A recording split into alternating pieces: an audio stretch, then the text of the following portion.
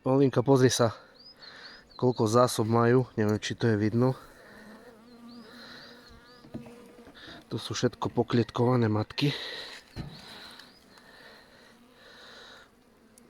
Plno zásob.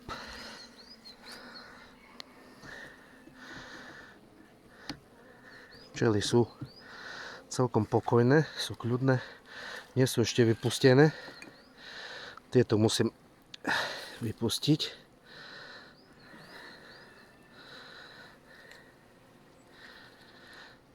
Toto je tá línia Karpatka. Celkom pekne zimujú.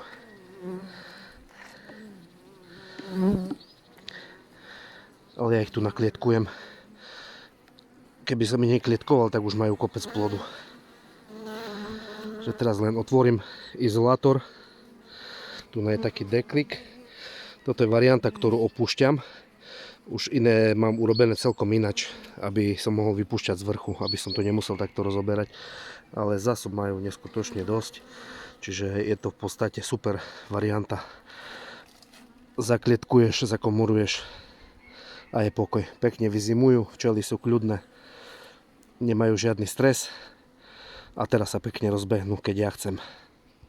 Takže zatiaľ drž sa.